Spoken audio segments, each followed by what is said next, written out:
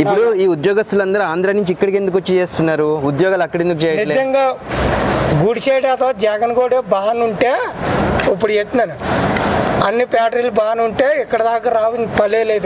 నేను ఏమంటున్నా అంటే ఇప్పుడు చంద్రబాబు హైదరాబాద్ని డెవలప్ చేశాడు, ఇంతమందికి ఉద్యోగాలు వచ్చాయి, ఇంతమంది ఎవరికి వచ్చినాయి? ఇప్పుడు ఈ అపార్ట్మెంట్లో ఎవరు ఉంటున్నారు? అప్పుడు ఇంజనీరింగ్ చేసిన వాళ్ళు, అప్పుడు చదువుకున్న వాళ్ళకి ఉద్యోగాలు వచ్చినాయి. ఇప్పుడు నువ్వు సెక్యూరిటీ చేస్తున్నావు కదా, వీళ్ళందరూ ఉద్యోగస్తులే కదా. అవును. ఇదంతా ఉద్యోగాలు ఎవరు క్రియేట్ చేశారు? ఎవరు చేశారు చెప్పు, నీ దృష్టిలో ఎవరు చేసినట్టు ఇదంతా? అలాగా నేను అడిగేది వాళ్ళ బిడ్డలు వాళ్ళ తాతలు వదిలేసాయి. నీ కుటుంబం నీ బిడ్డ నీ పెళ్ళాం నీ కొడుకు గురించి ఆలోచిద్దాం.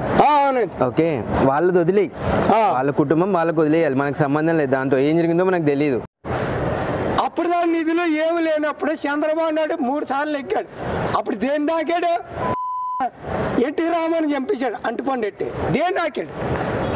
దేని అక్కడ ఆ ఇంట్లో వాళ్ళు బాలకృష్ణ గారు హరికృష్ణ గారు ఒరే వాళ్ళ ఇంట్లో వాళ్ళు ఎవరు రానాకంట లోకేష్ గారు తెలియడు ఆడు కొడుకు ఏమైనా చంపేస్తే చంపే, మీ ఇద్దరిని చంపినా ఒకరిని చంపేస్తాను తెలుసా? అంత కాలపిడి నేను సెక్యూరిటీ నాకు చంపేసినా ఒక 5 లక్షల రూపాయలు ఇస్తారా? ఇప్పుడు నేను ఏం చెప్తున్నా అంటే నీకు ఉండో చెప్పేది వాళ్ళకి నాకు పలుకుబడి ఉందా?